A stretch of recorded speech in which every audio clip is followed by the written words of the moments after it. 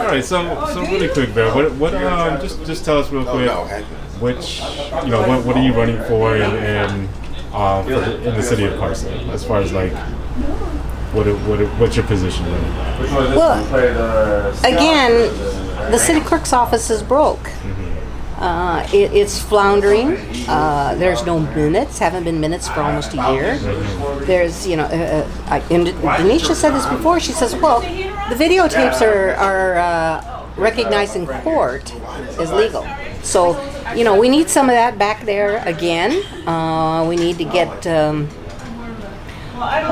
We need to be more communicative with the community. If you don't win your respective, race with it, who do you hope for, and who would you rather have to take that place? I can't. I don't think it's appropriate. Okay. I do say who I wouldn't want. How's that? Okay. Number one, Mr. Caballero just registered to vote in Carson in June. Prior to that, he had 5 or 6 registration changes. Monette, the very fact that she's the girlfriend of Jim Deere, and he did such a poor job when he was city clerk, and he's not somebody to be trusted. So clearly, it shouldn't fall in her hands. What are your hopes for the future? Like, what do you see for the future of what's going on? Well, given that I follow this very closely, both the clerk and the District 4 council person will only be there for a year. They have to run again. So clearly, if we get our act together and work as a community and we don't like who's in there, we could do something about it. Run a good candidate.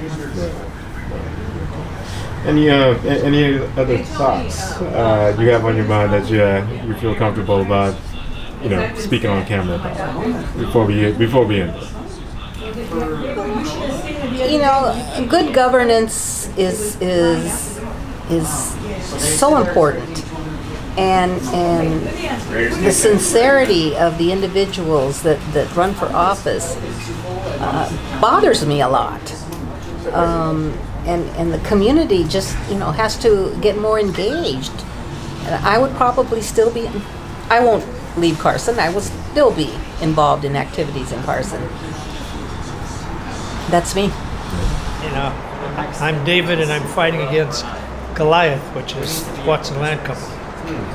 And they donated, they raised probably 100, soft money and real money, probably about $150,000 for Rojas.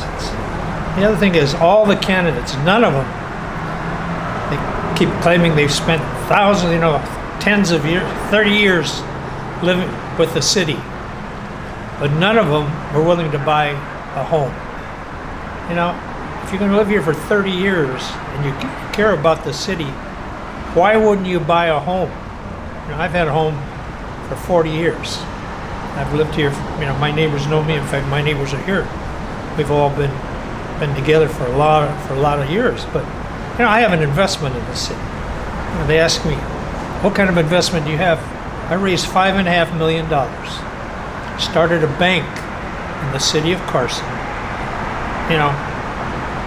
on Carson Street to help small businesses.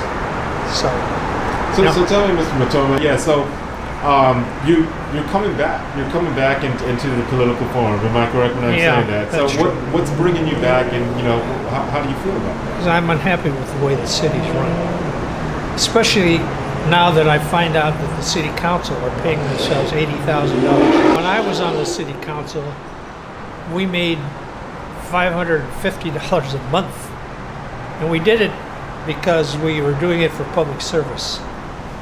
How in the world can you take $80,000? Not only that, you get $750 a month for a car allowance. How many miles are you going to drive in a 20 square foot city with $750?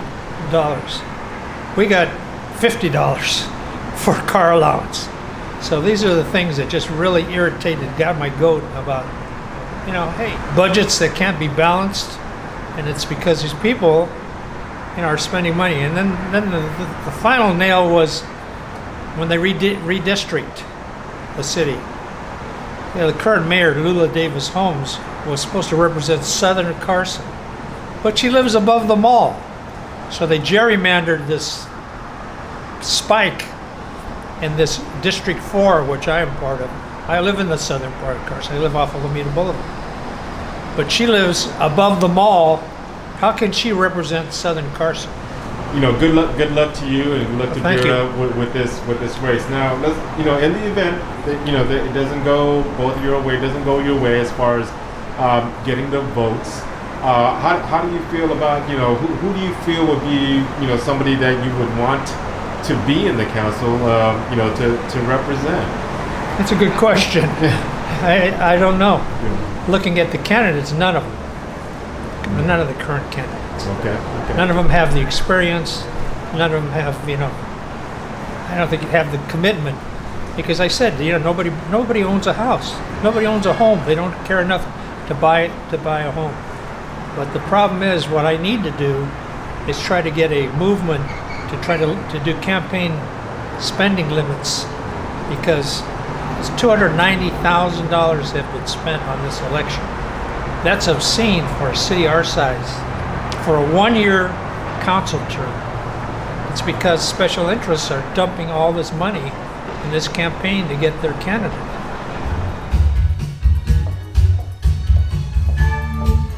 How are you?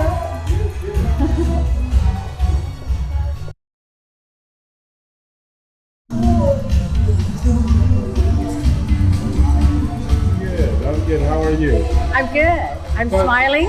You are smiling, and just wanted to visit with you and to see how you're doing, and just how you feeling about this race. Yeah. Well, I'm excited, of course. A little bit nervous, you know. We had a very good day, busy day. I had a lot of my volunteers and just family and friends and the community coming out, getting together, and it was all about teamwork. So today we really did a lot of work for the community, and I'm really proud and excited. So the initial results came in. It looks good. So excited about that, and hopefully, you know, we'll keep it up. So I'm ready. City of Carson, better be ready, because I'm ready. Right. Yes. Right. Well, the city of Carson has a couple bleeds right now, so we are going to stop the bleed. Okay. We are going to fix some things that need to be fixed. Okay. So I hope the city of Carson is ready for that, and you know, I'm ready for that, and it'll all be for the good of the people. I just wanted to say that to my opponents. You know, God bless him, because anyone who has a desire to run for office and be part of the policy making in government, really that is an honorable thing and a brave thing. So to my opponents, Freddie Gomez, you know, thank you for your efforts. Isa Polito, Sharma Henderson, Mike Matoma, thank you for your efforts. I think together we really brought each other up, and that's a good thing. Always work to build and bring each other up so we can go forward and be better.